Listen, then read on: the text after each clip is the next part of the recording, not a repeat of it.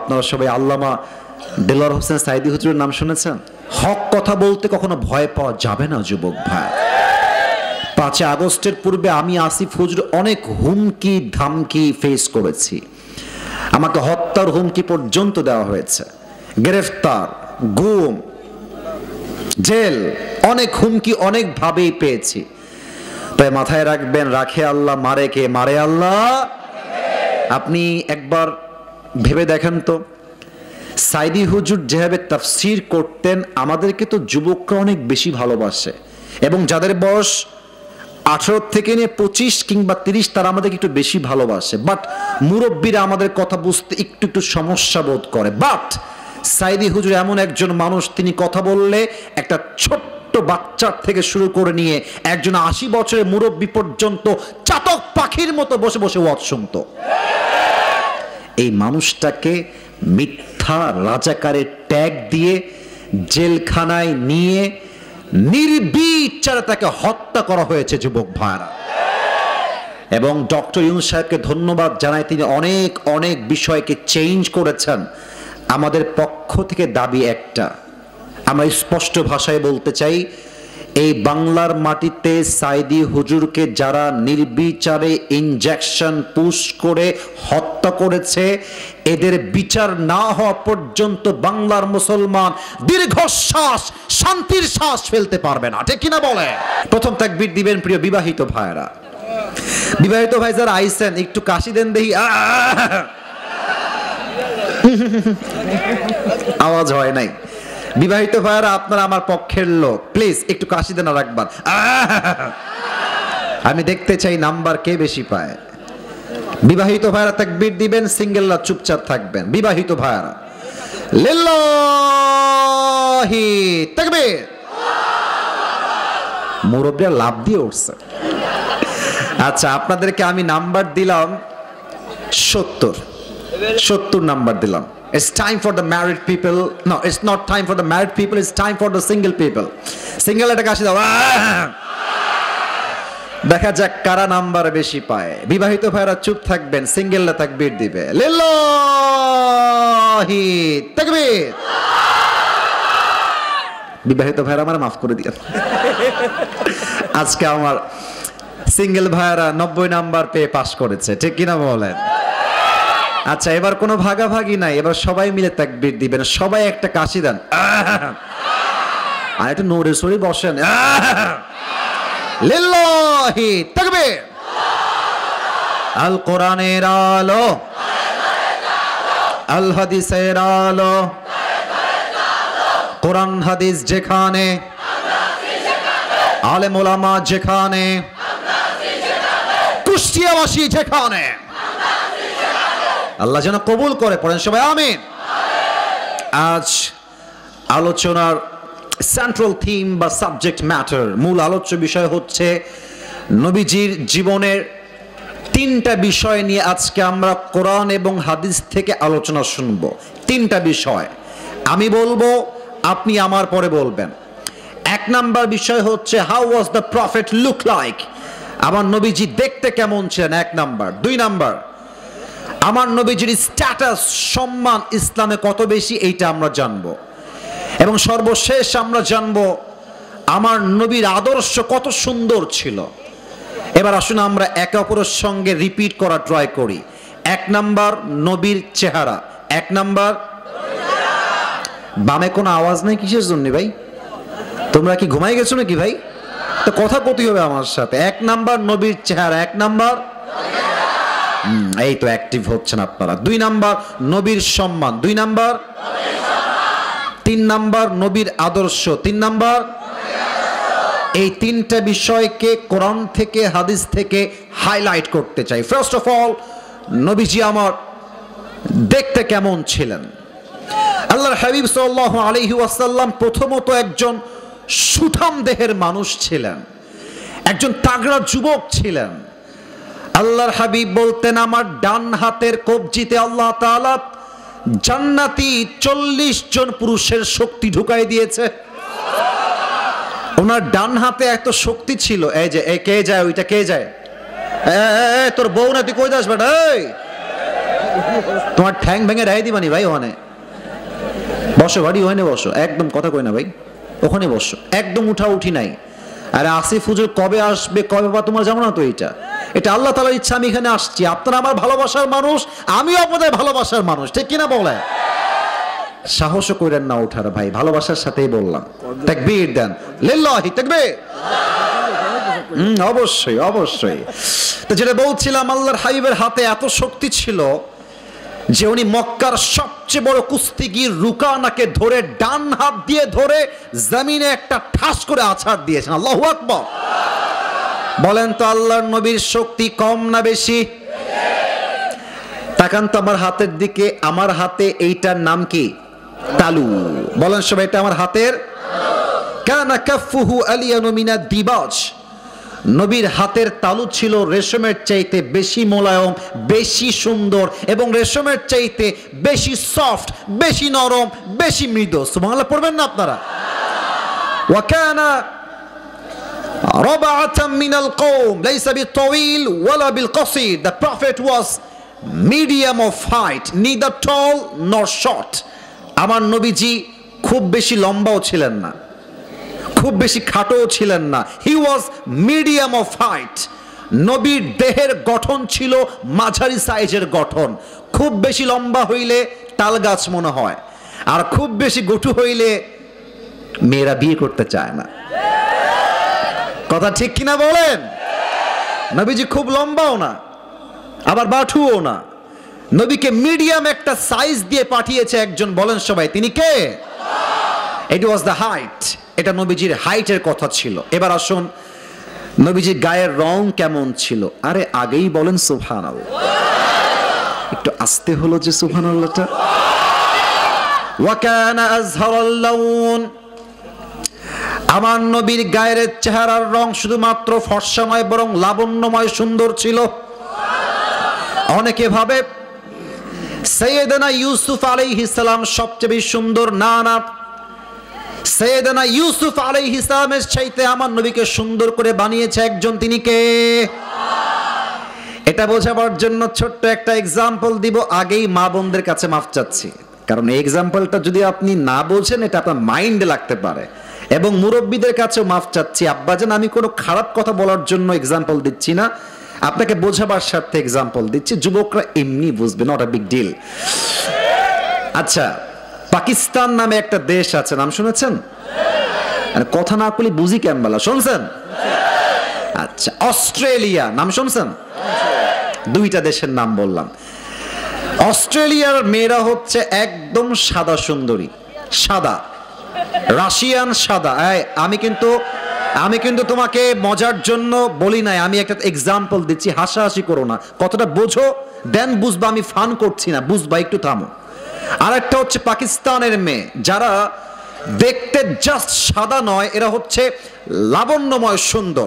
এখন আমি আপনাকে দুইটা অপশন দিলাম, এক হচ্ছে আপনি অস্ট্রেলিয়ার সাদা সুন্দরী বিয়ে করবেন, আর এক হচ্ছে লাবণ্যময় সুন্দরী বিয়ে করবেন। আপনি কি সাদা সুন্দরী বিয়ে করবেন না লাবণ্যময় সুন্দরী বিয়ে করবেন? আমার নবী সাদা সুন্দর নন, আমার নবী হচ্ছেন লাবণ্যময় সুন্দর। সুবহানাল্লাহ পড়বেন না? ব্রাইট কালার, এতটা সুন্দর চেহারা নবীর ছিল। আয়েশা রাদিয়াল্লাহু তাআলা আনহা বলতেন, রাতের আধারে যখন নবীজি আমার ঘরে প্রবেশ করত, মনে হতো চাঁদ আমার ঘরে প্রবেশ করেছে। আল্লাহু আকবার। এবার বলেন, নবীর চেহারার গায়ের রং শুধুই কি ফর্সা না লাবণ্যময়? লাবণ্যময়। এবার একটা জটিল বিষয় আলোচনা করতে চাই। আমি টুপি খুলবো না, জাস্ট ইঙ্গিত দিয়ে বলছি, আপনার উত্তর দিবেন। এটা কি চুল? চুল, রাইট আনসার। এটা কি ভাই? চুল। নবীর চুলের কাটিং কেমন ছিল? তিনটা কাটিং ছিল, একটু পেছনে দিয়ে খেয়াল করবেন। একটা হচ্ছে কানের লতি বরাবর, আও ইলা মানকিবাইহি, একদম কাঁধ বরাবর লম্বা লম্বা চুল। This is called Babri cutting. এটা নাম কি? কিন্তু আজকালকার যুবকরা যে কাটিং দেয়, দেখবেন, খেয়াল করেন, আমার দিকে তাকান, ডানে একদম নাড্ডু চুল, একদম ছোট্ট ছোট্ট, বামেও কাটে ছোট ছোট, আর মাঝখানে দেখবেন সজারুর মতো খাড়া খাড়া চুল। এটার নাম দিয়েছে আমি ঘোড়া কাটিং। এবং আমার আব্বাজান একটু আব্বাজান হাসতেছে, হাসির কারণ আছে। আমার সমস্যা কোথায় জানেন? যে আজকালকার মেয়েদের এই গাঞ্জাখোর টিকটকার কাটিং ছেলেদেরকে বেশি পছন্দ হয়, দিনদার পছন্দ হয় না। আজীব একটা কথা। এবার আসেন আমার নবীর দাড়ি কেমন ছিল। নবীর দাড়ি, আমাদের যে দাড়ি হয় দেখবেন কিছু লোকের ছাগলের মতো একটু, এখানে আমি ক্রিটিসাইজ করছি না, দাড়ি তো দাড়ি, বাট আমার নবীর চেহারার দাড়ি ছিল একদম লম্বা চাপ দাড়ি। আজকালকার অনেক মেয়েরা আছে দাড়ি দেখলে নাক ছিটকায়। তোমাকে যদি কোনো মেয়ে দাড়ির জন্য বিয়ে করতে না চায়, স্পষ্ট ভাষায় বলবা, যেই মেয়ে আমাকে দাড়ির জন্য বিয়ে করতে চায় না, সে আমার বাড়ির বউ হওয়ার যোগ্যতাই তো রাখে না। আচ্ছা, যদি কোনো মেয়ে আপনারে কয় যে আপনারে আমার, না আপনার রাগ করবেন না, থাক না কই, আরে না থাক, থাক। যদি কোনো মেয়ে আপনারে কয় যে আপনারা আমার দাড়ির জন্যই পছন্দ আছে না, বুঝছেন, আপনারা আমি বিয়ে করতে পারবো না, তা আপনি কবেন না, ডাইরেক্ট না ইনডাইরেক্ট। মেয়েদেরকে সবসময় ডিরেক্টলি না বলে ইনডিরেক্টলি বলে তারা বোঝে ভালো। মেয়েরা নরম বেশি তো, তা আঘাত করলে গায়ে লাগে বেশি। যুবক ভাইরা ঠিক কিনা বলো? বলবে আপু একটু সাইডে আসলেই ভালো হতো, সাইডে আসলে। তো আপু যখন সাইডে আসবে, তুমি বলবা যে আমি যেহেতু কুষ্টিয়ার সন্তান। আরে আমরা কুষ্টিয়ার সন্তান, আমরা অভদ্র ঘরের সন্তান নই, আমরা সবাই ভদ্র ঘরের সন্তান। You have to maintain the discipline and decent manner. ভদ্রতা বজায় রেখে কথা বলবেন। যে আপু আপনার কি সত্যি দাড়ি পছন্দ না? আপু বলবে সত্যি আমার দাড়ি পছন্দ না। তা আপনি কবেন কি জানেন? আপনি কবেন যে আপু আমার খুলনার ভাষায় বলে বুন্ডি। আবার আমার নানি যখন খুব বেশি খেপে যায়, তখন আমার মাকে নাম ধরে ডাকে না, আমার মাকে বলে এই সেমড়ি। সেমড়ি খুলনার ভাষা, বাগেরহাটের ভাষা সেমড়ি। তো আপনি বলবেন যে আপু আপনার যদি দাড়ি পছন্দ না হয়, তবে আমি একটা ভাই হিসেবে সাজেশন দিব যে আপনার মতো মেয়ের জন্য আমাদের মতো দাড়িওয়ালা বীর পুরুষ পারফেক্ট হবে না। আপনার মতো মেয়ের জন্য বিটিএস এর হিজড়া ছাড়া সেকেন্ড কোনো অপশন আমাদের কাছে না। আরে সোজা কথা, যেই মেয়ে দাড়ির জন্য বিয়ে করতে চায় না, সে নামে মুসলমান হতে পারে, কাজে সে মুসলমান হতে পারে না। এবার বলেন তো, আমার নবীর মুখে লম্বা লম্বা চাপ দাড়ি ছিল কি ছিল না? আমার নবীর মতো সুন্দর এই তল্লাটে দ্বিতীয় আর কেউ কি হতে পারে? চাঁদের চেয়ে সুন্দর তুমি, নবী আমার কমলি হিওয়ালা। দো জাহানের বাদশাহ তুমি, প্যারা নবী সাল্লে আলা। দো জাহানের বাদশাহ তুমি, প্যারা নবী সাল্লে আলা। চাঁদের চেয়ে সুন্দর তুমি, নবী আমার কমলি হিওয়ালা। সুবহানাল্লাহ পড়বেন না? আমার প্রিয় কুষ্টিয়ার কুমারখালীর ভাইরা, যা হাদিস বললাম জাস্ট শর্টকাটে বললাম, time is too short. Just একটা উত্তর দেন, আমার নবীর চেহারা সাধারণ না অসাধারণ? আমার নবীর চেহারা কি অনেক সুন্দর না অনেক বেশি সুন্দর? সেই নবীর উম্মত হতে পেরে আমরা সবাই খুশি না বেজার? সবাই একবার জবান খুলে পড়েন আলহামদুলিল্লাহ। এক নাম্বার শেষ। সবাই একটা এবার কাশি দিয়ে একটু গ্যাপ দেন, সবাই একটা কাশি দেন। 1 থেকে 3 গুনবো, নীরবতা পালন করবেন। 1। কে কথা বলে? কে? এই তোমরা কথা বলো না। ভালোবাসার জায়গায় ভালোবাসা, আদবের জায়গায় আদব, ঠিক আছে? সবসময় মজা দিয়ে কাজ হয় না, মাঝে মাঝে সিরিয়াস হওয়া লাগে। আমি বলি 1 থেকে 3 গুনছি, মেজাজটাকে ঠান্ডা করেন। কারণ কি জানেন, আমি যখন 10:25 এই আপনাদের গেটের কাছে আসছি, তখন থেকে দেখছি আদায় হচ্ছে, এবং আমি যখন এখানে আসলাম তখনও আদায় হচ্ছিল। সবচেয়ে অবাক করার বিষয় হচ্ছে 1.5 ঘন্টা আদায় করার পরে যে আপনারা বসে ওয়াজ শুনছেন, এর মতো সৌভাগ্যতা আর কি হতে পারে যুবক ভাইরা? এটা প্রমাণ করছে কুষ্টিয়ার মানুষ আসলে কোরআনকে কলিজার থেকে ভালোবাসে। এরা, এটা অসম্ভব। ধৈর্যের কি পরিচয় আপনাদের ভাই? আল্লাহ আপনাদেরকে কবুল করুক, পড়েন সবাই আমিন। 1 থেকে 3 গুনছি, স্টপ থাকেন, ব্রেনকে স্থির করেন। 1, 2, তিন। তাকবীর দেন, লিল্লাহি তাকবীর। The second subject was, what is the status of last messenger Muhammad sallallahu alaihi wasallam? নবীর সম্মান কম না বেশি? আরেকটু জোরে, কম না বেশি? আচ্ছা, আমি যদি আপনাদেরকে প্রশ্ন করি যে কুষ্টিয়ার ভাই আমার কম দেহি যে আপনার জীবনের সবচেয়ে বড় নিয়ামত কি, আপনি বলবেন যে হুজুর আমার জীবনের সবচেয়ে বড় নিয়ামত হচ্ছে আমার মা। অনেকে বলবেন আমার জীবনের সবচেয়ে বড় নিয়ামত হচ্ছে আমার বাবা। অনেকে বলবেন আমার জীবনের সবচেয়ে বড় নিয়ামত হচ্ছে আমার দুইটা চোখ। এই দুই চোখ দিয়ে I can see everything in the world. এই চোখ দিয়ে আমি দুনিয়ার সবকিছু দেখি, মাকে দেখি, বাবাকে দেখি, দুনিয়া দেখি, আমার ওয়াইফকে দেখি, বোনকে দেখি, ভাইকে দেখি, আমি সবাইকে এই চোখ দিয়ে দেখি। চোখ নাই আমার কিছুই নেই। অনেকে বলবে আমার হাত আমার জীবনের সবচেয়ে বড় নিয়ামত। এই হাত দিয়ে আমি কঠোর পরিশ্রম করি, এই হাত দিয়ে কামাই করলে আমার পরিবার চলে, ঠিক কিনা বলে? একটা মারাত্মক কথা বলি আপনাদের সবাইকে, মাথায় রাখবেন, আজীবনের জন্য লিখে রাখবেন কলিজার ভেতরে। বান্দাকে আল্লাহ যত নিয়ামত দিয়েছে, বান্দা সারাটা জীবন লেখা শুরু করলো আল্লাহ নিয়ামত গুণে কখনো শেষ করতে পারবে না। বলো তোমার জীবনের সবচেয়ে বড় নিয়ামত কি? বান্দা বলছে আল্লাহ চোখ, বান্দা বলছে আল্লাহ হাত, বান্দা বলছে আল্লাহ পা, বান্দা বলছে আল্লাহ মা, বান্দা বলছে আল্লাহ বাবা, বান্দা বলছে আল্লাহ আমার ভাই, আমার বোন, আমার ওয়াইফ, আমার সন্তান, আমার গাড়ি, আমার বাড়ি, আমার সম্পত্তি, আমার জমি, আমার স্ট্যাটাস, এটাই আমার জীবনের সবচেয়ে বড় নিয়ামত। আল্লাহ বলছে বান্দা নো, এটা নিয়ামত বাট সবচেয়ে বড় নিয়ামত নয়। সবচেয়ে বড় নিয়ামত কি? এটা আল্লাহ কোরআনে বলেছেন। 4 নম্বর পারা, 10 নম্বর পৃষ্ঠা, সূরা আলে ইমরানের 164 নম্বর আয়াত। আল্লাহ রাব্বুল আলামিন বলছেন বান্দা শোনো শোনো, লাকাদ মান্নাল্লাহু আলাল মুমিনিনা ইয বাআসা ফীহিম রাসূলা। তোমার জীবনের সবচেয়ে বড় নিয়ামত তোমার মা নয়, তোমার জীবনের সবচেয়ে বড় নিয়ামত তোমার বাবা নয়, তোমার জীবনের সবচেয়ে বড় নিয়ামত তোমার চোখ নয়, হাত নয়, বাড়ি নয়, গাড়ি নয়, বউ নয়, বাচ্চা নয়। এবার বান্দা ডাক দিয়ে বলছে আল্লাহ আমার জীবনের সবচেয়ে বড় নিয়ামত কি আপনি বলে দেন। আল্লাহ বলছেন লাকাদ মান্নাল্লাহু আলাল মুমিনিনা ইয বাআসা ফীহিম রাসূলা। ও আমার বান্দা, তোমার জীবনের সবচেয়ে বড় নিয়ামত হলো আমি আল্লাহ রাব্বুল আলামিন তোমাকে সর্বশেষ নবীর উম্মত হিসেবে কবুল করে নিয়েছি। This is the biggest mercy, blessing and bounties that Allah has given you in this worldly life. আমার নবীর উম্মত, এর চাইতে বড় আর পরিচয় আমাদের সেকেন্ড কিছু হতে পারে না, ঠিক কিনা বলে?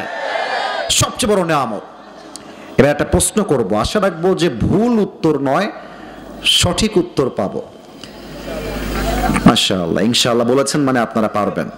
বলেন একবার ইনশাআল্লাহ, আর একবার বলেন ইনশাআল্লাহ। একজন নবী ছিলেন, সমস্ত নবীদের মাঝে একজন নবী ছিলেন যেই নবী আল্লাহর সঙ্গে সরাসরি কথা বলতেন। নবীর নাম কি? I got the right answer, মুসা আলাইহিস সালাতু ওয়াস সালাম। আচ্ছা, উনি যে পাহাড়ে কথা বলতেন সেই পাহাড়টার নাম কে বলতে পারে? তুর পাহাড়। ছোট পাহাড় না বড় পাহাড়? আরে মিয়া, বিশাল বড় পাহাড়। একদিন মুসা আলাইহিস সালাম পাহাড়ে আসছে আল্লাহর সঙ্গে কথা বলার জন্য, কিন্তু আসার পরে চুপচাপ বসে আছে। আল্লাহ বলছে মুসা কথা বলো না কেন, কথা বলো। মুসা বলছে আল্লাহ, মুসা আলাইহিস সালাতু ওয়াস সালাম, আল্লাহ আজকে একটা প্রশ্ন করতে চাই। আল্লাহ বলছে কি প্রশ্ন বলো। আচ্ছা আল্লাহ, এই যে আমি তোমার সঙ্গে কথা বলি, মাঝে কোনো দেওয়াল বা পর্দা আছে? আল্লাহ বলছেন নো, সরাসরি কথা বলো, কোনো পর্দা দেওয়াল কিছু নাই। আচ্ছা আল্লাহ, আমি তো তোমার সঙ্গে কথা বলি সরাসরি। আচ্ছা আল্লাহ, এমন কোন নবী কি আগামীতে আসবে যেই নবী ঠিক আমার মতো কথা বলতে পারবে তোমার সাথে? আল্লাহ বললেন মুসা, তুমি তো খুব জটিল প্রশ্ন করেছো, তবে আল্লাহর কাছে কোন প্রশ্ন কি জটিল হতে পারে? সবকিছু জানার মালিক একজন, বলেন সবাই তিনি কে? আল্লাহ বলছে মুসা তাহলে আমার থেকে উত্তর জানে না, উত্তরটা কি হবে? হে মুসা, তুমি যখন চাও আমার সাথে কথা বলতে পারো না, আমি চাইলে তুমি কথা বলো, বাট তোমার পরে একজন নবী আসবেন, ইসমুহু মুহাম্মদ সাল্লাল্লাহু আলাইহি ওয়াসাল্লাম, তিনি হবেন শেষ নবী। হে মুসা, তুমি চাইলেই আমার সঙ্গে কথা বলতে পারো না, আমি চাইলে কথা বলো। বা সেই নবীর উম্মতের মর্যাদা, স্ট্যাটাস, সম্মান এতটা হাই হবে, তাদের যখন মন চায়, যেভাবে মন চায়, যেখান থেকে মনে চায়, আমার ইচ্ছা হোক কিংবা না হোক, that doesn't matter, এটা কোনো ব্যাপারই নয়। তারা যখন চাইবে তখনই আমি আল্লাহর সঙ্গে দেওয়াল ছাড়াই কথা বলতে পারবে। কেমনে বলবে? আল্লাহর হাবিব বলেছেন, বান্দা যখন কোরআন তেলাওয়াত করে নামাজের মধ্যে, একটু খেয়াল করবেন, আল্লাহু আকবার, সুবহানাকা আল্লাহুম্মা ওয়া বিহামদিকা ওয়া তাবারাকা ইসমুকা ওয়া তাআলা জাদ্দুকা ওয়া লা ইলাহা গায়রুক, সানা শেষ। এবার বান্দা তেলাওয়াত করছে, আলহামদুলিল্লাহি রাব্বিল আলামিন আর রহমানির রহিম মালিক ইয়াউমিদ্দিন। আল্লাহর হাবিব বলছেন, বান্দা যখন সূরা ফাতিহা তেলাওয়াত করে, আল্লাহ বলছে বান্দা আমার সঙ্গে সরাসরি কথা বলা শুরু করে দিল। এবং এটা কেমন? আল্লাহ চাক কিংবা না চাক, ডাজন্ট ম্যাটার। আপনার যখন মন চায়, যেভাবে মন চায় আপনি কোরআন তেলাওয়াত করবেন, মানে আপনি আল্লাহর সঙ্গে উইথাউট এনি ভায়া, উইথাউট এনি মিডিয়া, কোনো দেওয়াল ছাড়া, মিডিয়া ছাড়া বান্দা যখন কোরআন তেলাওয়াত করে, বান্দা সরাসরি আল্লাহর সঙ্গে কথা বলতে শুরু করে দেয়। সুবহানাল্লাহ। এটা নবীর উম্মতের সম্মান, স্ট্যাটাস, মর্যাদা। আর একটা ছোট্ট হাদিস বলতে চাই, তবে 4টা প্রশ্ন করবো এবার, 4টা প্রশ্ন। আমি কাউকে বাধাবার জন্য প্রশ্ন করছি না, প্লিজ মাইন্ড করবেন না। আমি চাই আপনারা অ্যাক্টিভ থাকেন। বলেন তো, নবীজির বাবার নাম কি ছিল? এই যে কথা আস্তে করছেন কিসের জন্য? একটু জোরে কতি হবে, নাম কি ছিল ভাই? আব্দুল্লাহ। এবার কম দিয়ে আমার নবীর মায়ের নাম কি ছিল? এবার কম দিয়ে আমার নবীর দাদার নাম কি ছিল? একটু জোরে বলেন, প্যাচ খাবেন না। আমার নবীর চাচার নাম কি ছিল? আবু তালেব। এবার একটু জোরে বলেন, চাচার নাম কি ছিল? আচ্ছা, নবীজির বয়স অন এন অ্যাভারেজ 8 থেকে 9 হবে। 8 থেকে নবীজি বসে আছেন, চাচা আবু তালেব আসছে, এসে বলছে, ভাতিজা মুহাম্মদ, আমি কিন্তু জানি তুমি কোনো সাধারণ মানুষ নও। সুবহানাল্লাহ। আরেকবার বলছি, এটা বুঝে নেন। চাচা ভাতিজাকে এসে কি বলছে? চাচা, ও ভাতিজা, আমি জানি তুমি আমার ভাতিজা হতে পারো, বাট তুমি কোনো সাধারণ মানুষ নও, তুমি একজন অসাধারণ মানুষ। সুবহানাল্লাহ। তো নবীজি তো বয়স কম, বলছে, চাচা আমি কি সত্যি অসাধারণ? বলছে, ইয়েস, ইউ আর অ্যামেজিং, তুমি এক অসাধারণ মানুষ। চাচা কেন? আমি কেন অসাধারণ? আপনি কিছু দেখেছেন নাকি? বলছে, আমি শুধু দেখি নাই, আমি আমার চোখেও দেখেছি। তোমার মাও আমাকে তোমার নিয়ামত সম্পর্কে, তোমার সম্মান সম্পর্কে তোমার মা আমাকে নিজেই বলে গিয়েছে। সুবহানাল্লাহ বলেন আপনারা। চাচা, মা কি বলেছে আপনাকে আমার ব্যাপারে? কি বলেছে আমাকে বলেন দেখি চাচা। এবার আবু তালেব ডাক দিয়ে বলছে, মুহাম্মদ, আল্লাহু আকবার, সবাই তাকবীর, আল্লাহু আকবার। তোমার মা আমাকে বলেছে, আবু তালেব, প্রত্যেক সন্তান যখন মায়ের গর্ভে আসে 10 মাস 10 দিন মা খাইতে পারে না, ঘুমাইতে পারে না, হাঁটতে পারে না, দৌড়াতে পারে না। কিন্তু মুহাম্মদ যখন থেকে আমার গর্ভে এসেছে 10 মাস 10 দিন আমি মা আমার গর্ভে একটা মুহূর্তের জন্য কোনো ব্যথা অনুভব করতে পারি নাই। সুবহানাল্লাহ। চাচা তাই নাকি? আর কি শুনেছেন চাচা আমাকে বলেন। আবু তালেব ডাক দিয়ে বলছে, ইয়া মুহাম্মদ, যখন তুমি তোমার মায়ের গর্ভে ছিলে, তোমার মা কুয়ার থেকে পানি আনার জন্য একটা রশিয়ার বালতি নিয়ে গিয়েছে। অন্য সময় কুয়ার থেকে পানি তোলার জন্য রশিয়ার বালতি ফেলতে হতো, বাট যখন তুমি তোমার মায়ের গর্ভে রয়েছো, রশি এবং বালতি ফেলার কোনো প্রয়োজন হয় নাই। কুয়ার পানি অটোমেটিক নিচের দিক থেকে উপরের দিকে উঠে চলে এসেছে। চাচা আর কি শুনেছেন? মুহাম্মদ, যখন তুমি তোমার মায়ের গর্ভে ছিলে তখন তুমি বাসার থেকে মাকে নিয়ে বের হয়েছো, তোমার মা তোমাকে গর্ভে রেখে বের হয়েছে, আর বাহিরে প্রচন্ড প্রখর রোদের তাপ, এতটা রোদের তাপ প্রখর ছিল মানুষের মগজ টকবক করে ফুটবে, এতটা রোদের তাপ ছিল। বাট যখন তোমার মা বাহিরে বের হয়েছে, তোমার মা দেখছে বাহিরে বের হওয়ার সাথে সাথেই রোদের তাপ কমে গিয়েছে এবং একটা ছায়া এসে, একটা মেঘ এসে তোমার মায়ের মাথার উপরে ছায়া হয়ে দাঁড়িয়ে গিয়েছে। সুবহানাল্লাহ। চাচা আর কি শুনেছেন? আচ্ছা, এই গ্রামটার নাম কি একটু বলবেন? এনায়েতপুর, তাই না? আর থানা হচ্ছে কুমারখালী। আপনারা গ্রামের মানুষ, আমিও গ্রামের ছেলে। আপনারা দেখবেন যে গ্রামে গঞ্জে যেই বাড়িতে, যেই ঘরে বাচ্চা জন্ম নেয়, কথা কি বোঝা যায় ভাই? কথা না করলে বুঝি কেন বলা, বোঝা যায় ভাই? যেই ঘরে বাচ্চা জন্ম নেয় দেখবেন যে সেই ঘরটা দুর্গন্ধ হয়ে যায় বাচ্চা জন্ম নেওয়ার জন্য। তো সেই দুর্গন্ধ দূর করবার জন্য মুরব্বীরা কি করে? ধূপ জ্বালায়, আগুন দিয়ে ধূপ জ্বালায়। এই ধূপের ধোয়ার জন্য দুর্গন্ধ দূর হয়ে যায়। আবু তালেব বলছেন, মুহাম্মদ তুমি যেই ঘরে জন্মগ্রহণ করেছো সেই ঘর দুর্গন্ধ হওয়া তো দূর কি বাত, সেই ঘরটা তোমার জন্মগ্রহণের সঙ্গে সঙ্গে মেশকে আম্বরের চাইতে বেশি সুঘ্রাণ হয়ে গিয়েছিল। এবার বল, আমার নবীর সম্মান কম না বেশি? সর্বশেষ একটা হাদিস বলবো। আপনারা সবাই আল্লামা দেলোয়ার হোসেন সাইদি হুজুরের নাম শুনেছেন? আমাদের আদর্শের জায়গা, ভালোবাসার জায়গা। আজকে অনেক মিডিয়ার ভাইরা এসেছেন, অনেক যুবক ভাই, মুরব্বী আব্বা জান এসেছেন। একটা কথা বলে যাই, হক কথা বলতে কখনো ভয় পাওয়া যাবে না যুবক ভাই। 5 আগস্টের পূর্বে আমি আসিফ হুজুর অনেক হুমকি ধামকি ফেস করেছি। আমাকে হত্যার হুমকি পর্যন্ত দেওয়া হয়েছে, গ্রেফতার, গুম, জেল, অনেক হুমকি অনেক ভাবেই পেয়েছি। তাই মাথায় রাখবেন, রাখে আল্লাহ, মারে কে? মারে আল্লাহ।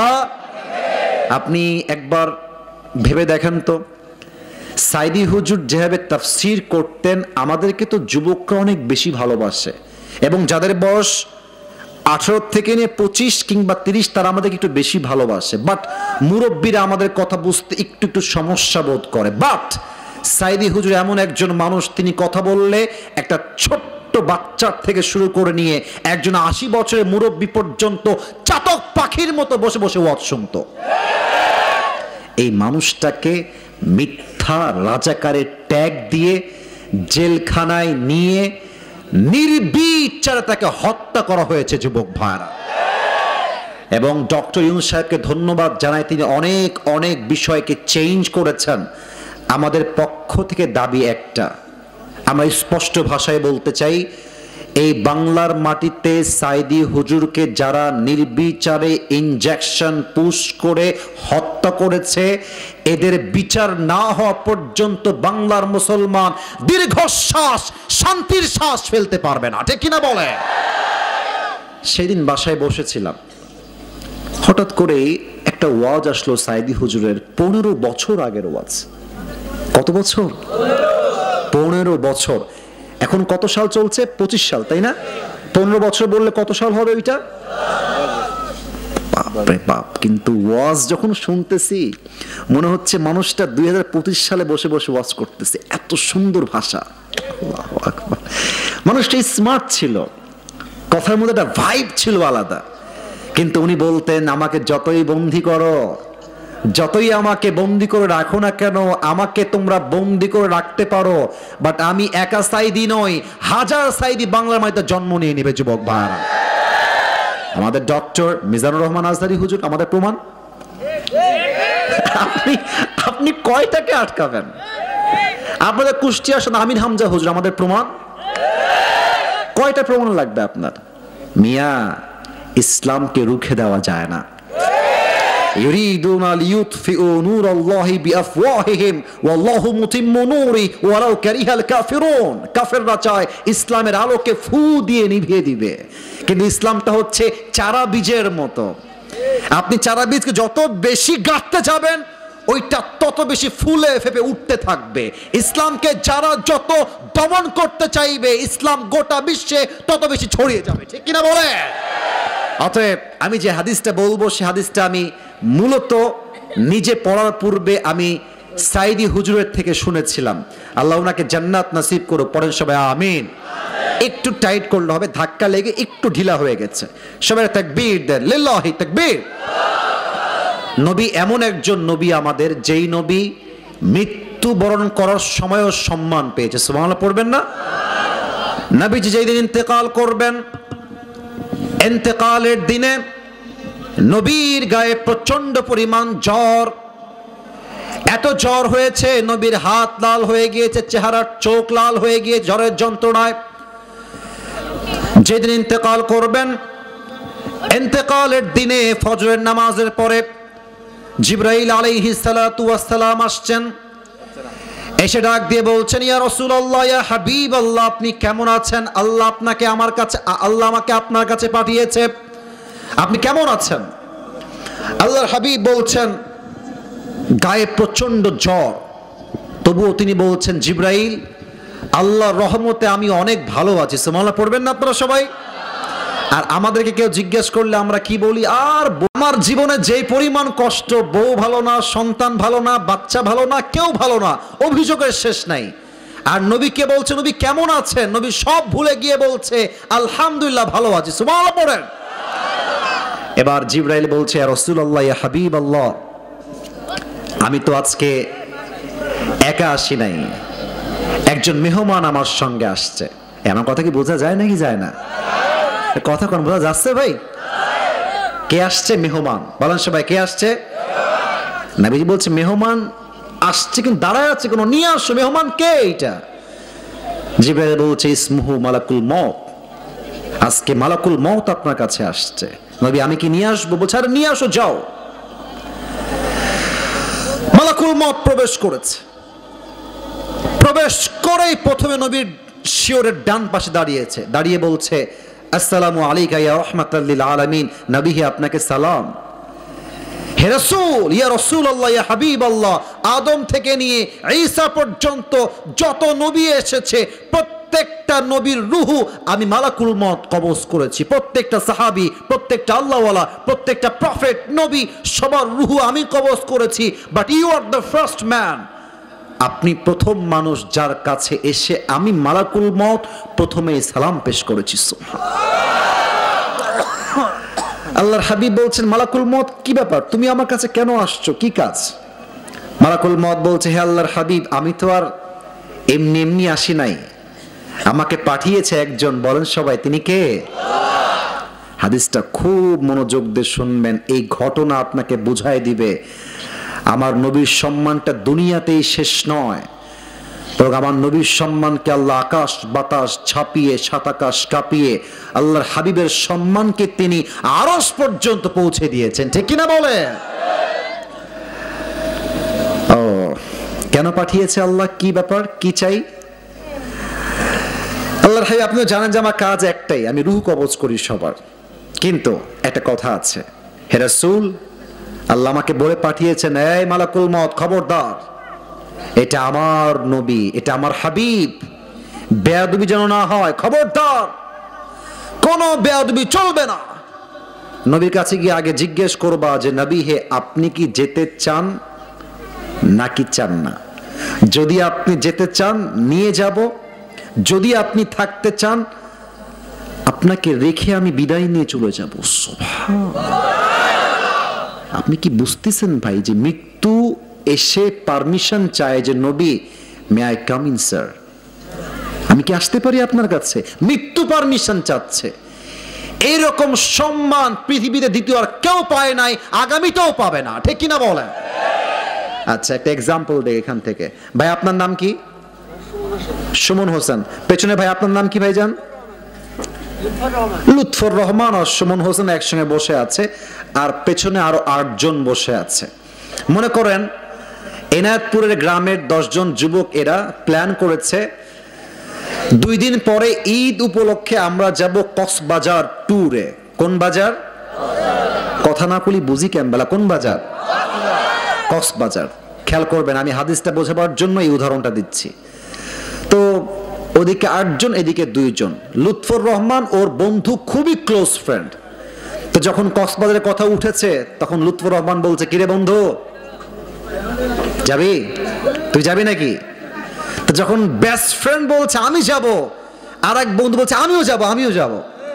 কারণ বন্ধু যা বলে বন্ধু তা শুনতে বাধ্য হয়। ঠিক কিনা বলেন? তো তো দেখেন মালাকুল মউত বলছে আপনাকে আমি নেওয়ার জন্য আসছি, আপনি কি যাবেন কিনা। আমার চোখ দেখবেন, হাদিসটা বোঝার জন্য আমার চোখের ইঙ্গিত ফলো করবেন। তো আল্লাহ রসুল ডান কাত হয়ে শুয়েছিলেন, চোখটা তিনি তুললেন জিবরাইলের দিকে, মালাকুল মউত দিকে তাকাইছিলেন, জাস্ট চোখটা তুলে এবার জিবরাইলের দিকে, জিবরাইল কথা বলে কি ওখানে, বাবুরা আওয়াজ করো না, বাবুরা আমরা শেষের দিকে আছি, মেহেরবানি করে please keep quiet, keep silent, don't make any noise, কোনো আওয়াজ চাই না। জিবরাইল তুমি কি বলো, আমি কি থাকবো না যাব? জিবরাইল বলছে হে আল্লাহ রসুল, আমাকে জিজ্ঞেস করলে আমি একটা কথাই বলবো যে আল্লাহ আপনাকে দেখার জন্য আরশে আজিমে অপেক্ষায় বসে রয়েছে, আপনি গেলেই ভালো হয়। এবার আল্লাহর হাবিব বলছেন ওকে বুঝে গেছি, আমার সময় শেষ, একটু আমাকে সময় দাও, জাস্ট গিভ মি 2 মিনিটস, একটু সময় দাও। আল্লাহর হাবিব ডাক দিয়ে বলছেন আইনা আয়েশা, আমার বউ আয়েশা কোথায়, দৌড় দিয়ে আমার কাছে আসো। আয়েশা ডাক শুনে দৌড় দিয়ে আসছে, হে আল্লাহ রসুল কি হয়েছে আমাকে বলেন, কি হয়েছে আমাকে বলেন। বলছে আয়েশা তোমাকে যে আমি কয়েক টুকরা স্বর্ণ দিয়েছিলাম, গোল্ড, স্বর্ণগুলো কোথায়? বলছে যত্ন করে রেখে দিয়েছি, কি করব আপনি বলেন। বলছে এখনই যাও, সবগুলো গোল্ডের টুকরা আল্লাহর রাস্তায় দান করে দিবা। থাক না একটু, থাক না একটু, পরে দান করি, পরে দান করি, থাক না, কাজে দিবে, ফাতেমার কাজে দিবে, আমার কাজে দিবে। আল্লাহ রসুল খেপে গিয়েছেন, খবরদার এক টুকরা স্বর্ণ আমার বাসায় রাখবা না। আয়েশা বলছেন নবী হে কেন, একটু জানতে পারি কেন, কারণটা কি? নবীজি বলছেন আয়েশা আমি যখন পৃথিবীর থেকে গিয়ে আল্লাহর সঙ্গে সাক্ষাৎ করব, আমি আল্লাহকে বলবো আল্লাহ গিয়েছিলাম খালি হাতে, এসেছিও খালি হাতে, দুনিয়াতে তোমাকে ছাড়া আমি আর কাউকে ছেড়ে আসি নাই, সুবহানাল্লাহ, কিছু নয় আমার কাছে, সব দান করা হয়ে গেল। এবার মালাকুল মউত আসছে রুহু কবজ করবার জন্য। রুহু যখন কবজ করবে, আল্লাহ রসুল জীবনের শেষ মুহূর্তে জাস্ট 2টা শব্দ উচ্চারণ করে, এক হচ্ছে আসসালাত, আসসালাত, আসসালাত ওয়া মা মালাকাত আইমানুকুম, হে আমার উম্মতেরা জীবনের সব ছেড়ে দিও, নামাজ ছেড়ে দিও না, নামাজ ছেড়ে দিও না। ওয়া মা মালাকাত আইমানুকুম, তোমরা তোমাদের কাজের লোকের সঙ্গে বাজে ব্যবহার করো না। আজকালকার যুবকেরা জাস্ট জুমার দিন জুমার নামাজ পড়তে আসে শেষ কাতারে, আর বাদ বাকি দিন বেশিরভাগ যুবকদেরকে 5 ওয়াক্ত নামাজে হারিকেনও খুঁজে পাওয়া যায় না, ঠিক কিনা বলে? আল্লাহ রসুলের জীবনের শেষ মুহূর্তে মালাকুল মউত পারমিশন চায় যে হে রসুল আমি কি আসবো নাকি আসবো না। এই নবীর সম্মান এতটা বেশি, এই নবীর আদর্শ যে মানবে আল্লাহ তার জন্য দুনিয়াতেই জান্নাতের ফয়সালা করে দিবে, সুবহানাল্লাহ পড়েন। প্রিয় ভাইরা, রাত এখন 12:30 বেজে গিয়েছে, লাস্ট সাবজেক্টটা কি বলা যাবে নাকি যাবে না? আওয়াজটা একটু কম পেলাম, বলা যাবে নাকি যাবে না? কমিটির ভাইদেরকে আমাদের ফর্ম দেওয়া আছে যে 1 ঘন্টা ওয়াজ, সব জায়গাতে 1 ঘন্টায় ওয়াজ করি, সব জায়গায় সেম নিয়ম। তবে আসলে কি জানেন, সব জায়গাতে আসলে নিয়ম দিয়ে হয় না, মাঝে মাঝে ভালোবাসা দিয়েও তো হিসাব করতে হয়। তো শেষ ভালো যার সব ভালো তার, আমি শেষটা ভালো চাই। আপনারা বড্ড ভদ্র মানুষ, শেষটা ভালো চাই। জাস্ট আমাকে আর 10টা মিনিট সময় দিবেন, আর বেশি চাবো না। সবাই এটাকে হাসি দেন, দেখা যাক আপনারা বেঁচে গেছেন না মরে গেছেন। দেখি লিল্লাহি তাকবীর, আর একটু জোরে লিল্লাহি তাকবীর। আল কোরআনের আলো, আল হাদিসের আলো, কোরআন হাদিস যেখানে, আলেম ওলামা যেখানে, কুষ্টিয়াবাসী যেখানে। 3 নাম্বার ছিল নবীজির আদর্শ কেমন ছিল। আমি শর্টকাটে 3টা আদর্শ বলবো। 1, নবী বাবা হিসেবে কেমন ছিলেন। 2, নবী নানা হিসেবে কেমন ছিলেন। 3, নবীজি স্বামী হিসেবে কেমন ছিলেন। বাবুরা একটু আওয়াজ করছে, প্লিজ কন্ট্রোল দেন। এই যে সোনামণিরা, না একটা ধমক দেবেন না, ওরা বাচ্চা, আওয়াজ তো ওরাই করবে, মুরব্বী আওয়াজ তো মানাবে না যুবক ভাইরা, ঠিক কিনা বলো? ঠান্ডা মাথায় একটু ইঙ্গিত। এই যে বাবুরা, এই যে নতুন নতুন আওয়াজ করো না বাবুরা, আওয়াজ না, চুপ থাকো। এই কে যায়, মুরব্বী বসেন। ছি ছি ছি, কুষ্টিয়ার বদনামে 5 মিনিট সময় চেয়েছি, 5 মিনিট, নবীর আদর্শ বলেই দোয়া হবে। লিল্লাহি তাকবীর। বলেন তো আমার নবীর মেয়ের নাম কি ছিল? ফাতেমা রাদিয়াল্লাহু তাআলা আনহা। ওনার বিয়ের বয়স যখন হলো, একদম শর্টকাটে হাদিসের ঘটনা বলছি, নবীজি বললেন, হে আমার সাহাবা একরাম, ফাতেমার বিয়ে হবে, ফাতেমার জামাই কে হতে চাও? প্রস্তাব নিয়ে আমার কাছে চলে আসো। First of all Omar Farooq রাদিয়াল্লাহু তাআলা আনহু প্রস্তাব নিয়ে আসলেন, হে রাসূল, আমি আপনার মেয়েকে বিয়ে করতে চাই, do you agree with this proposal or not? আপনি কি একমত না দ্বিমত? নবীজি ইয়েসও বললেন না, নো বললেন না, just look at my head, আমার মাথা দেখেন। নবীজি মাথাটা জাস্ট নিচু করলেন, চুপচাপ। ওমর বুঝে গিয়েছে আই অ্যাম রিজেক্টেড, আমি ফাতেমার জামাই হতে পারবো না, বের হয়ে গেছে। আরেকজন সাহাবী আসছে, ইয়া রাসূলুল্লাহ, আমি আপনার মেয়ে ফাতেমাকে বিয়ে করতে চাই, আপনি রাজি নাকি রাজি না? আবার মাথা নিচু, ইয়েসও বললেন না, নো বললেন না। ওই সাহাবীও বের হয়ে গেল, দুইজন রিজেক্ট খেয়ে বের হয়ে গেছে। তাদের চেহারা বাংলার পাঁচের মতো হয়ে গেছে, কষ্টে আঘাতে। একটা মেয়েকে পছন্দ করলাম, নবীজির মেয়ে, বিয়ে হলো না, মন খারাপ। আর বাহিরে দুইজন সাহাবী আছে, নামগুলো একটু মুখস্থ রাখবেন। এক হচ্ছে আব্দুর রহমান বিন আউফ, দুই হচ্ছে আলী রাদিয়াল্লাহু তাআলা আনহু। আজকাল তো ছেলে পেলে 5-এ পড়ে, এটা আমার, খবরদার, এটা আমার, আছে না নাই? স্কুলে ক্লাস করে, প্রাইভেটে যায়, বন্ধু ওইটা তোর, ওইটা আমার, আছে না নাই বলেন? আব্দুর রহমান বিন আউফ বলছে, আলী শোনো, তারা তো রিজেক্ট হয়ে গেছে, বন্ধু তুমি একটা চান্স নিয়ে দেখো। সুবহানাল্লাহ পড়বেন না? তো হাদিসটা একটু মজার। আলী রাদিয়াল্লাহু তাআলা বলছেন যে, কি কইলা তুমি এইটা? আমার কাছে না আছে বাড়ি, না আছে টাকা, না আছে জব, না আছে ব্যবসা। আজকালকার মেয়েরা তো টাকা পাইলে বুইরা টাকলার সঙ্গে বিয়ের পিড়িতে বসে যায়। হ্যাঁ, নাই নাই নাই, হ্যাঁ এরকম মেয়ে নাই, নাই রে ভাই। হ্যাঁ আছে, প্রেম করে একটার লগে, বিয়ে করে আরেকটার লগে। আরে বেঈমানের কপালে সুখ জোড় না যুবক ভাই। তো আলী বলছেন, না না বন্ধু প্লিজ, বাড়াবাড়ি করো না, আমার দ্বারা হবে না, প্লিজ। তা আব্দুর রহমান বিন আউফ খুব চালাক মানুষ, ব্যবসায়ী লোক, তো বলছে, আরে বন্ধু বুঝলাম তোমাকে দিয়ে হবে না, চান্স মারতে দোষ কোথায়? ঠিক কিনা বলে? তো এবার আলী কোনো মতে রাজি হয়েছে। তো রাসূল বসে আছেন মসজিদে নববীর ভিতরে। তো আলী একবার এপার দিয়ে আসে, এপার দিয়ে বের হয়ে যায়, এপার দিয়ে আসে, এপার দিয়ে, এ আলী তুমি কোয়ানে যাও, এদিকে আসো, কি হয়েছে আমাকে বলো, বসো। বলছে, নবী এমনি আসছি, ঘোরার জন্য আসছি, কিছু না, এমনি। বলতে পারছে, আরে ভাই, মেয়ের বাপকে বিয়ের প্রস্তাব দেওয়া কত কঠিন, এই যুবকরা ছাড়া আর কেউ বুঝবে না এটা। তো কোনো মতে নবীজি ডেকে বলছে, বসো রে বাবা, আমাকে বলো কি চাও। আসলে কি জানেন, আলী রাদিয়াল্লাহু তাআলা আসার আগেই আল্লাহ তাআলা জিবরাইলকে ওহী পাঠিয়েছেন যে, ইয়া রাসূলুল্লাহ, আলী রাদিয়াল্লাহু তাআলা আনহু এই মুহূর্তে আপনার কাছে ফাতেমার বিবাহের প্রস্তাব নিয়ে আসবে। তা আলী বসে গেছে। নবী বলছে, আলী বলো, কি বলবো বলো। বলছে, নবী আমি আপনার মেয়ে ফাতেমাকে বিয়ে করতে চাই, আপনি কি রাজি আছেন?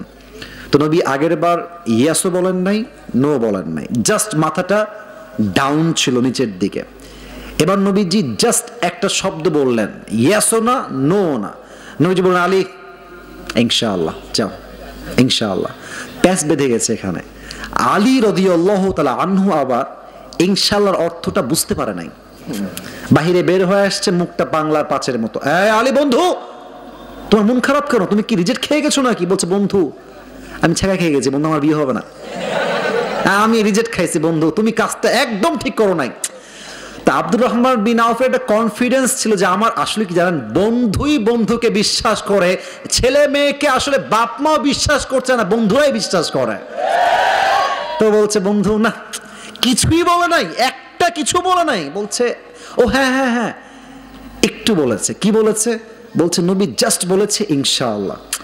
আব্দুর রহমান বলছে, আরে ইয়ার, নবীজির ইনশাআল্লাহ মানে তোমার বিয়ে অর্ধেক ডান হয়ে গেছে। আচ্ছা, এবার নবীজি ইনশাআল্লাহ কেন বললেন, ইয়েস বললেন না কেন? কারণ আছে, এখানে আমি আদর্শের শিক্ষা দিতে চাই। নবীজি সোজা মসজিদ থেকে মেয়ের কাছে গিয়েছে, এই না ফাতেমা, ফাতেমা কোথায়? মা এদিকে আসো, দৌড় দাও।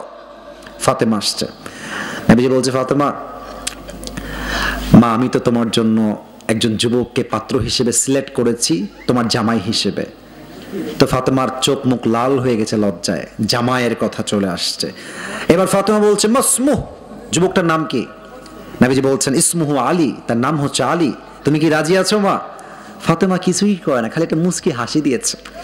মেয়েরা যদি বিয়ের ক্ষেত্রে মুচকি হাসি দেয়, হাদিসে আসছে দাল মে কুছ কালা তো জরুর হ্যায়, মানে মেয়েরা হাসি মারলে বুঝে যাবেন মেয়ের এখানে সম্মতি রয়েছে, ঠিক কিনা বলে?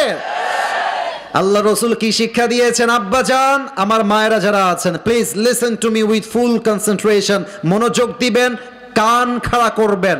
আপনার যেই ছেলে পছন্দ হোক, আপনি যাকে চান তাকে আপনার মেয়ের সঙ্গে বিয়ে দিতে পারবেন না। আগে আপনাকে আপনার মেয়ের কাছে অনুমতি নেওয়া লাগবে। সে ইয়েস বললে আপনি বিয়ে দিবেন, সে নো বললে কোনো বাপের ক্ষমতা নাই তার মেয়েকে জোর করে কোনো গাঞ্জাখোরের সঙ্গে বিয়ে দেওয়া। এটা নবীর বাবা হিসেবে আদর্শ, যে মেয়ের থেকে পারমিশন চাও যে মা তুমি রাজি আছো কিনা। সুবহানাল্লাহ পড়বেন না আপনারা? 2 নাম্বার নানা হিসেবে, হাদিস শর্টকাট, এটা তো স্কুল তাই না? মসজিদটা কোন দিকে? সামনে, এইদিকে সামনে। দেখবেন মাঝে মাঝে মসজিদে বাচ্চারা আসে আর মুরব্বীরা ঘাট ধাক্কা দিয়ে, ধমক দিয়ে, থাপ্পড় দিয়ে মসজিদ থেকে বের করে দেয়। এরকম আছে না নাই? আল্লাহ রসুল নানা হিসেবে, মুরব্বী হিসেবে কেমন ছিলেন দেখেন। একবার নামাজ পড়ছেন, আল্লাহু আকবার, সানা পড়েছেন, কিরাত পড়েছেন, আল্লাহু আকবার, রুকু সেজদায় গিয়েছেন। আমি কিন্তু কোনো কাটছাট না, একদম শর্টকাটে বলছি। রুকুতে গিয়ে উঠে সেজদায় গিয়েছে, সেজদায় গিয়ে আর উঠছে না। 1 মিনিট, 2 মিনিট, 3 মিনিট যায়, নবীজি উঠছেন না। কিরে নবীজি উঠছেন না কেন? এক সাহাবী ভাবছেন নবী কি মারা গেলেন নাকি, না বেঁচে আছেন। বোঝার জন্য জাস্ট একটু হালকা করে উকি মেরেছে সেজদার থেকে। তো দেখছে নবীজি সেজদায় আছেন, নবীর পিঠের ঘাড়ের এখানে হাসান আর পেছনে হোসাইন চড়ে বসে আছে। এখন সে ভাবতেছে যে আমি যদি টান দিয়ে ধরে নামাই দেই, রসুলের পিঠ হালকা হয়ে যাবে, আল্লাহু আকবার, উঠে যাবে।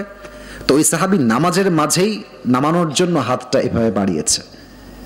যখনই হাসানকে নামাতে যাবে, নবীজি নামাজের মধ্যে সেজদার থেকে হাতটা পেছনের দিকে নিয়ে শক্ত করে হাতটা ধরেছে। আর নবীজি মেসেজ দিয়েছেন, আমার নাতি যে পর্যন্ত আমার ঘাড়ে আছে সেই পর্যন্ত আমি সেজদায় আছি, আমি সেজদাতেই থাকবো। এবার মুরব্বীরা, যুবক ভাই আমাকে উত্তর দেন, নবীজি চাইলে একটু ঝাঁকি দিয়ে ফেলাইতে পারতেন না? কথা কম, ফেলাইতে পারতেন কি পারতেন না? উনি রেখে মেসেজ দিয়েছেন যে বাচ্চাদেরকে আদর করো, ভালোবাসো। যেই বাচ্চা আজকে নামাজি হবে, ওই বাচ্চা আগামীতে অমরের মতো পুরো বিশ্বে ইসলামের শাসন কায়েম করবে। আর যেই বাচ্চাকে আজকে আপনি মসজিদ থেকে তাড়াই দিবেন, ওই বাচ্চা আগামীতে খুনির সাদ হয়ে জন্ম নিবে, ঠিক কিনা বলেন? জন্ম নিবে মানে বড় হবে।